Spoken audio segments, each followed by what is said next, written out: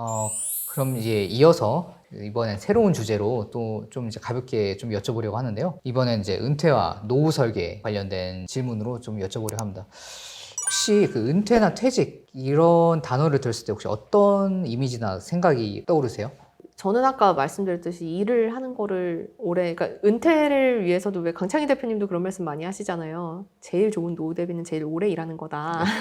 저도 네. 전적으로 동의하고, 그러니까 왜냐면 이 월급으로 100만 원 네. 받는 게 이 어디 맡겨가지고 주식 투자로 매달 배당을 100만 원 받으려면 굉장히 큰 돈이 필요하잖아요. 근데 그거를 내가 내 노동으로 창출할 수 있다는 게 되게 큰 의미고, 그리고 돈 자체도 그렇지만 내 노동이 돈으로서 어디선가 인정을 받고 내가 사회에서 속해 있는 약간 이런 것도 되게 크다고 생각해서 일은 오래 하고 싶은데, 그럼에도 글쎄요, 아예 은퇴하면 되게 좋을 것 같은데요. 저는 나이 먹는 거를 좋아합니다. 좀 의외인데. 저는 진짜 네, 그러니까 저는 네. 뭐 예를 들어서 사람들이 막 그런 질문 많이 하잖아요. 뭐 네. 돌아갈 수 있으면 뭐 몇 살로 돌아가서 뭐 어떻게 하겠냐고. 저는 막 돌아가기는 절대 싫어요.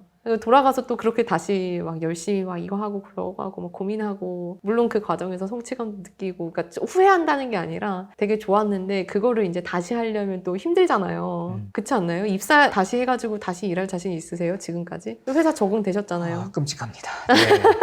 그러니까 이제 지금의 상황에 네. 굉장히 만족하고 네네. 나의 일을 좋아하지만, 다시 돌아가가지고 고등학교도 다시 다니고 대학도 다시 다니고 취업 준비 다시 해서 열심히 또 산다? 저는 지금이 제일 좋아요.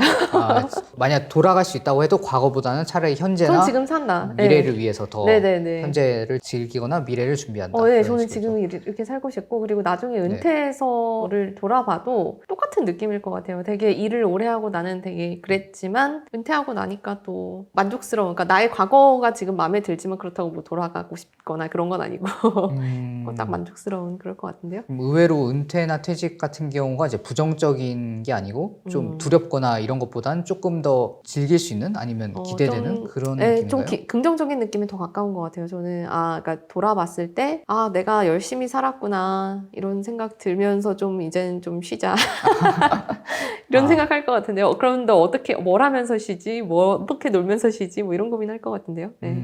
긍정적으로 사실 네. 은퇴나 퇴직 이런 얘기를, 물론 이제 파이어족 같은 경우는 막 빨리 은퇴해서 빨리 쉬어야지 약간 이런 그런 건 많이 봤는데, 이제 일찍 은퇴하는 그런 게 아니라 그냥 은퇴 자체에 대해서 이렇게 긍정적으로 말씀해 주신 분은 제 경험상은 많지 않아서 좀 많이 신선했어요. 그런가요? 예. 근데 은퇴해도 일할 걸 네. 찾으시던데? 사실 네, 그렇죠. 네, 은퇴도 일할 걸 찾으세요. 그러니까 노는 거랑 일하는 게, 우리가 지금 일을 막 열심히 하니까 나는 일 안 하고 뭐 어디 막 여행 가고 집에서 놀고 싶다 이렇게 생각하지만, 주변에 부모님들 은퇴하시면 다 텃밭 하나씩 하지 않으시나요? 뭐 이건 사담이지만 네. 저희 어머님도 조그만 가게 같은 걸 그쵸. 하나 일부러 하시고, 하시죠. 처음에는 약간 공실나는 걸 막으려고 하셨는데 네네. 나중에는 의외로 그게 여기 네. 건물 주시네. 아니 제 거 아니고 네. 저 완전 어머니가.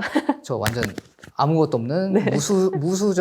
무주택자고, 근데 이제 어머님이 이제 그걸 막으려고 그냥 처음에는 이제 가게를 조그맣게 마카롱 파는 가게를 하나 하셨는데, 이제 그걸 또 아무래도 자기 거니까 그런 것도 있겠지만 약간 좀 사회생활도 되는 느낌 들어요. 맞아요. 그럼요. 옆상가 이제 아주머님들하고 사교 생활도 하고 뭐 이런저런 그럼요. 얘기하고. 그리고 예를 들어 마카롱이다. 내가 네. 그거 팔아가지고 뭐 마카롱 하나에 요새 2-3천 원 하나요? 더 비싼가? 네, 거의 3,000원 마카롱을 정도 잘 안 해요. 먹어가지고.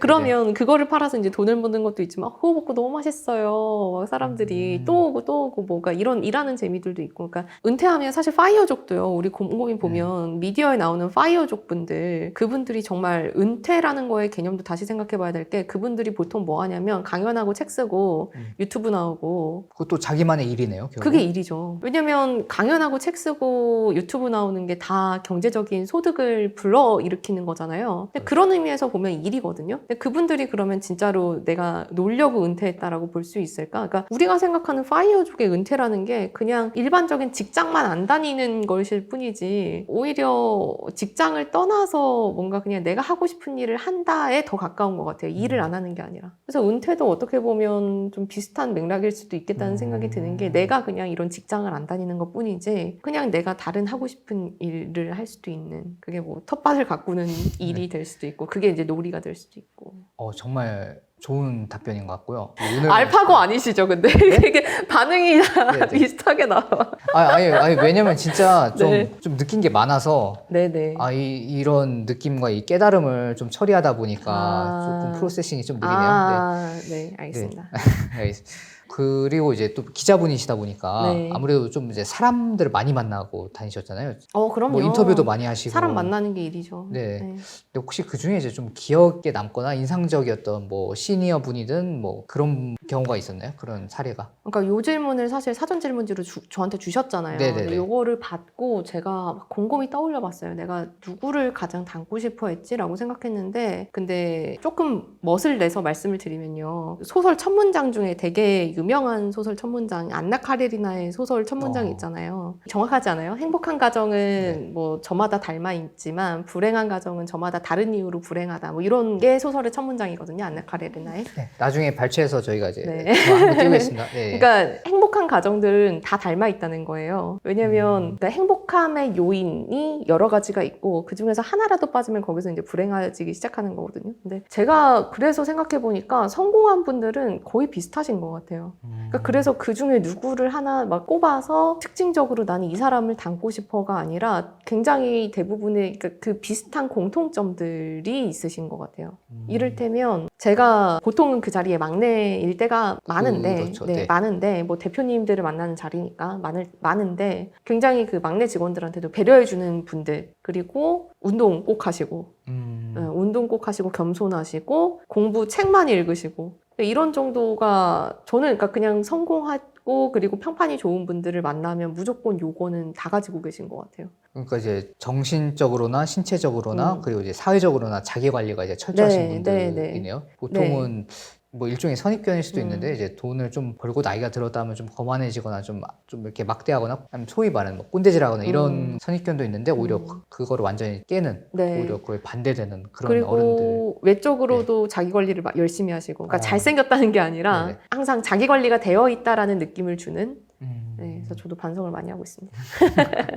아. 그렇게 따라하고 싶은데, 네, 그런 게 쉽지 않죠. 이미 그런 걸 생각하고 계신 것만으로도 이미 좀 시작이 아이고. 반이니까. 네. 기자 돼서 제일 좋은 건 사실 그런 거예요. 그러니까 제가 사실 일반적으로 만날 수 없는 사회에 성공하신 분들을 일상적으로 만날 수 있는 기회가 굉장히 많이 있었죠. 네. 기자란 직업이, 그 기자란 직업의 장점이 약간 이런 거겠군요, 그럼? 네, 그게 가장 큰 메리트인 것 같아요. 생각해보지도 못했는데, 정말 가장 큰 메리트예요. 그러니까 제가 입사해서 사실 뭐 20대 뭐 후반 뭐 이런 친구가 뭐 대표님들이랑 국장이 만나서 어떤 얘기를 하는지, 그 어른들의 생각이 어떤지, 이미 성공한 사람들의 생각이 어떻고 어떤 생각을 가지고 본인이 일에 임하고 있는지 이런 거를 직접 들을 일들이 많이 없잖아요. 근데 네네. 그런 거를 직접 듣기도 하고 또 껴서 질문도 던져보기도 하고, 물론 거기서 뭐 대화에 막 적극적으로 가담해서 막 이렇게 할 수는 없지만, 할 분위기는 아니지만 그래도 껴서 질문도 던져보고 이런 게 자기 발전에 굉장히 큰 도움이 되죠. 정말 좋은 것 같은데요. 네. 저도 다음 생에 태어나면 기자를 꼭 한번 해보도록 아니야, 하겠습니다. 이번 생에도 아직 안 늦으셨어요. 전 지금 이 회사가 좋습니다, 사장님. 혹시 금전적인 거 외에도 또 따로 은퇴 준비를 하고 계시거나 뭐 그런 게 있나요? 노후 대비나?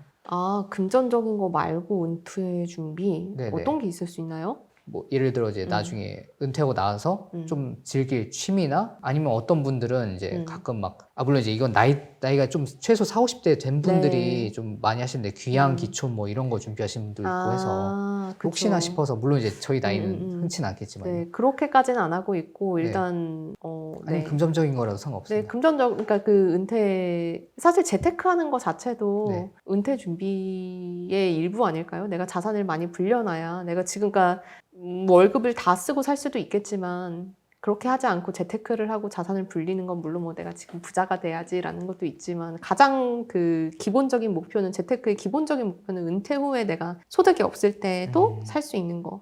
그게 이제 재테크의 기본적인 목적이잖아요. 그러니까 네. 내가 은퇴했을 때 살 수 있는 거, 그리고 내가 아플 때 돈이 있을 수 있는 거, 그러니까 이런 게 다 재테크의 목적이니까 그런 면에서 보면 저도 재테크 열심히 하고 있으니까 아, 네네. 은퇴 준비를 하고 있는 것 같고, 뭐 그렇다고 따로 물론 지금 뭐 부장이나 이렇게 저희 회사에 보면 나는 은퇴해서 어디 가서 살 거기 때문에 이 땅을 사서 여기서 또 이렇게 구체적인 은퇴 준비를 하는 분들도 있지만 저는 아직 그 단계까지는 먼 것 같고요. 글쎄요, 은퇴 이후에 내가 운동을 배운다. 네, 아직까지 그 단계는 먼 것 같습니다. 네네.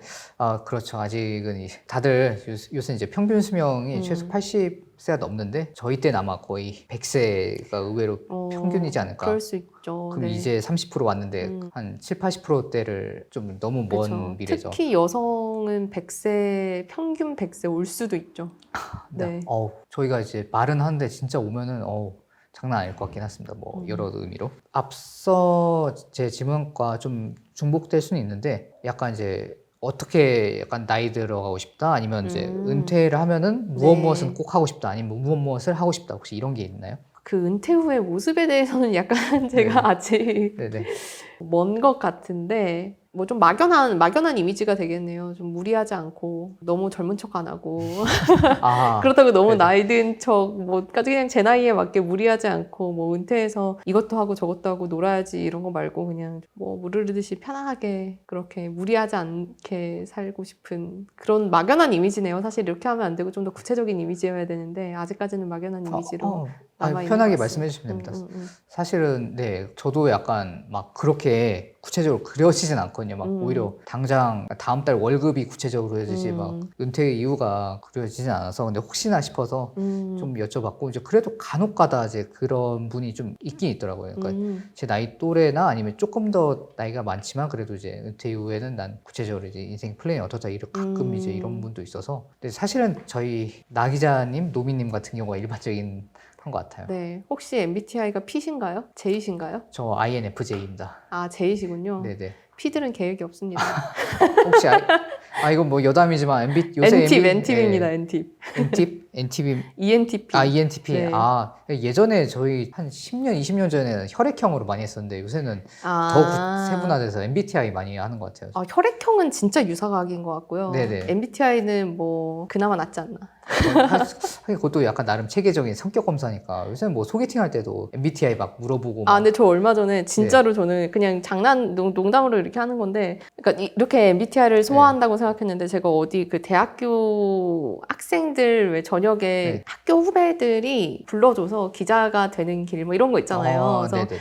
거기 가서 이렇게 했는데 그 친구 이제 코로나라서 많이 모이진 못했지만 그 친구 중에 한 명 이렇게 봤다 궁금한 거 있나요? 이랬더니 딱 손을 드는 거예요. 그래서 뭐가 궁금하냐고 했더니 혹시 MBTI가 어떻게 되세요? 이렇게 물어서 이거 좀 뜬금없는 질문이었거든요. 아니 근데 이제 그래서 저는 네. 당황 이렇게 공식적인 자리에서도 MBTI를 물어볼 수 있는 거구나라는 그러니까 이게 그만큼 되게 일반화됐구나. 특히 대학생들 사이에서는 그런 생각을 했죠. 네. 그게 성격 검사다 보니까 뭐 아예 근거가 또 없는 얘기는 아닌 것 같고 재밌는 사회 현상인 것 같습니다. 이제 나중에 혹시 MBTI 모르시거나 아니면 궁금하다 하시는 분들은 이제 인터넷에 뭐 이렇게 무료로 검사해 주는 게 많아서 한번 해보시고 그거에 대한 이제 각 유형별 특징에 대해서 좀 찾아보시는 것도 약간 자기를 알아가는 그런 검사 시간이 될 것 같습니다.